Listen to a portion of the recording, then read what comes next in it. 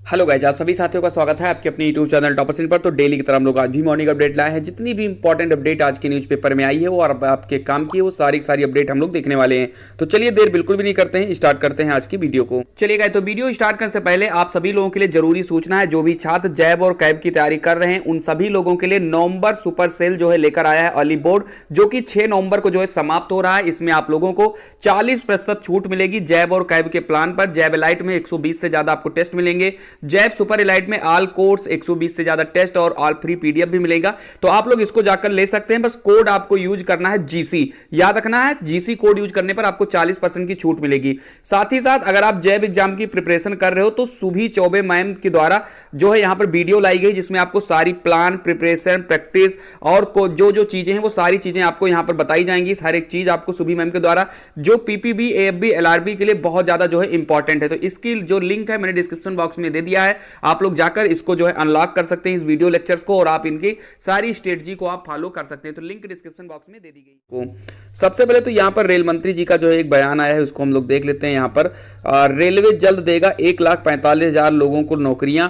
Vaishno rail व सूचना प्रौद्योगिकी मंत्री अश्विनी वैष्णव ने कहा है कि बीते 8 वर्षों में रेलवे ने 3,45,000 लोगों को रोजगार दिया है। हाल ही में हुई रेलवे भर्ती परीक्षा संपन्न हुई थी। 1-2 हफ्ते में 1,45,000 लोगों को नौकरी दी जाएगी।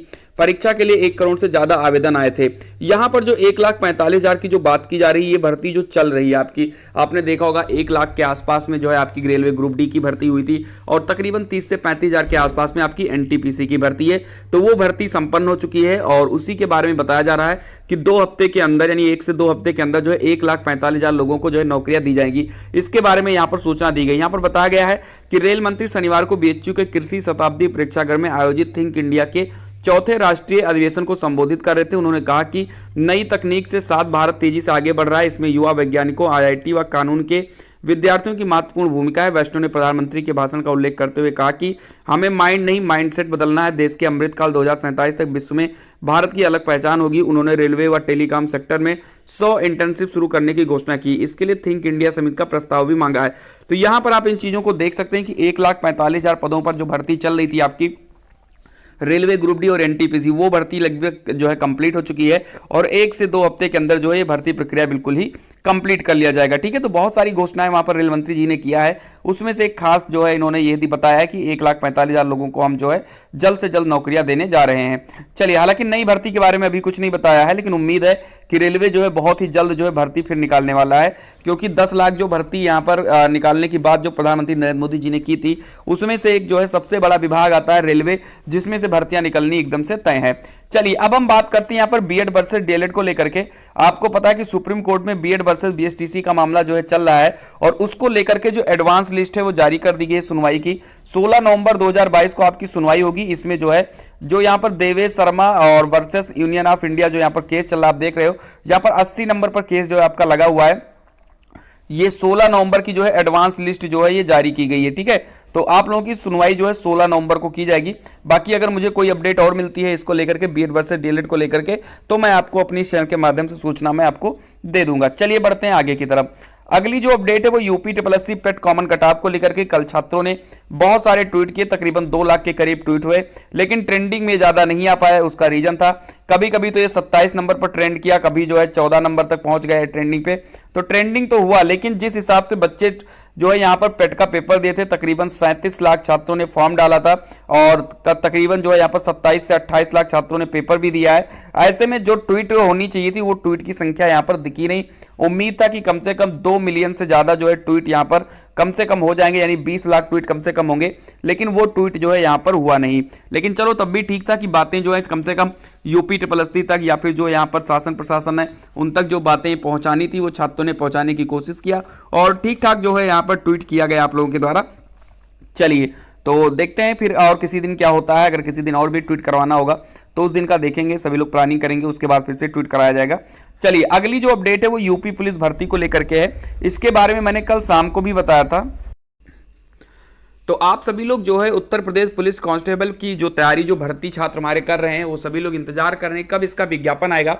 और इसी को लेकर के 2 से 3 दिन पहले जो है hashtag UP police constable vacancy का जो है यहाँ पर हैशटैग जो है चलाया गया था, जो कि जिसमें बहुत सारे ट्वीट हुए थे, तकरीबन 15 लाख के आसपास इसमें ट्वीट हुए थे।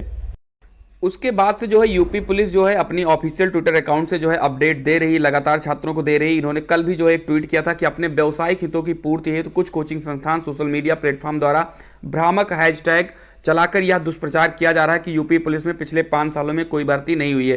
तो यहाँ पर जो यूपी पुलिस है, इन्होंने अपने ऑफिशियल ट्विटर अकाउंट से ये बताया है कि हम लोगों ने जो भर्तियां की हैं, लेकिन जो यहाँ पर कोचिंग वाले हैं और भी जो कुछ सोशल मीडिया प्लेटफॉर्म है वो जो है छात्रों को उकसा रहे हैं और यहाँ पर ट्वीट करने की बात कर रहे हैं। हालांकि यहाँ पर 5 साल की बात नहीं है, तो यहाँ पर बताया जा रहा है कि 5 साल से जो है भर्तियां नहीं हुई है। हालांकि यहाँ पर जो छात्र हैं उनके कहने का मतलब सिर्फ इतना था कि 4 साल से जो है भर्तियां यहाँ पर नहीं हुई है। और मेन यहाँ पर पुलिस भर्ती की बात नहीं हो रही, यहाँ पर मेन हो रही जो कांस्टेबल की जो भर्ती आनी थी उसकी बात हो रही, क्योंकि 49,568 के बाद में भर्ती नहीं आई है। छात्रों की यही मांग थी कि हम लोग ओवरेज हो चुके हैं और हम लोगों को जल्द से जल्द भर्तियां कराई जाए। हालांकि यहाँ पर उत्तर प्रदेश पुलिस की तरफ से यहाँ पर जो है उपलब्धियां बताई गई हैं कि हमने 5 साल में कितनी सारी भर्तियां की हैं और कौन कौन सी भर्तियां अभी प्रचलित हैं, आप इनके बारे में देख सकते हैं। हालांकि यहाँ पर बताई गई है कि वर्तमान में पुलिस विभाग की 45,689 पदों पर भर्तियां प्रचलित है, जिन्हें शीघ्र ही पूर्ण कर लिया जाएगा। अब इन 45,000 में आपको जाहिर सी बात है कि इसमें यूपीएसआई की भी भर्ती शामिल होगी और इसमें हो सकता है कि कुछ और कांस्टेबल और भी जो चीज़ें हैं उनकी पद शामिल हो। हालांकि यहाँ पर जो 26,000 पदों पर बात की गई थी उस पर अभी कहीं पर कोई चर्चा नहीं किया गया है, लेकिन छात्र उम्मीद बनाए कि जल्द से जल्द इस भर्ती का नोटिफिकेशन भी जारी होगा। ठीक है, चलिए आगे की तरफ बढ़ते हैं। अगली अपडेट है कि यूजीसी नेट का जो रिजल्ट है वो कल जारी कर दिया गया है। मैंने कल आपसे बताया भी था कि कल जो है आपका जारी होगा और कल जो है जारी किया गया। राष्ट्रीय परीक्षण एजेंसी ने शनिवार को यूजीसी नेट दिसंबर 2021 और जून 2022 के मर्ज किए गए चक्र के परिणामों की घोषणा कर दी है। उम्मीदवार वेबसाइट पर जाकर अपना परिणाम चेक कर सकते हैं। हालांकि जो छात्र यूजीसी नेट की तैयारी करते हैं, पेपर दिए होंगे, उन लोगों ने अभी तक चेक कर लिया होगा। कोई ऐसा छात्र नहीं होगा जिसको ये पता ही नहीं हो कि अभी रिजल्ट नहीं आया है, तो तकरीबन कल ही मैंने बता दिया था, तो आप लोगों ने उसको चेक कर लिया होगा। चलिए आगे बढ़ते हैं। अगली जो अपडेट है वो है कर्मचारी भर्ती परीक्षा। आज शामिल होंगे 1700 अभ्यर्थी। इलाहाबाद विश्वविद्यालय में गैर शैक्षणिक कर्मचारी ग्रुप ए व बी के पदों पर भर्ती के लिए परीक्षा 6 नवंबर को आयोजित की जाएगी। वहीं ग्रुप सी एवं CMTS के जो पदों पर भर्ती के लिए परीक्षा दूसरे चरण में होगी, जिसकी तिथि बाद में घोषित की जाएगी। तो यहाँ पर बताया गया है कि आज जो है शामिल होंगे यहाँ पर छात्र 6 नवंबर को, और ग्रुप ए व बी के कुल 9 प्रकार के 17 पदों पर भर्ती के लिए 1700 अभ्यर्थियों ने आवेदन किया है। शंभुनाथ इंस्टीट्यूट को परीक्षा केंद्र बनाया गया है।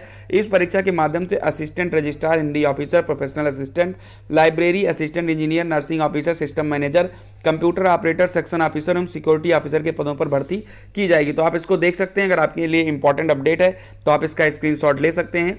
चलिए, तो फिलहाल आप देख सकते हैं यहाँ पर और भी बहुत सारे जो है अपडेट यहाँ पर आई थी, तो जो इंपॉर्टेंट थी वही मैंने आपको बताया है। सारी अपडेट मैं लाया भी नहीं हूँ, क्योंकि यहाँ पर जो है इंपॉर्टेंट चीज़ें ही करेंगे तो ज़्यादा सही रहेगा, नहीं तो वीडियो जो है बहुत ज़्यादा लंबी हो जाती है यहाँ पर।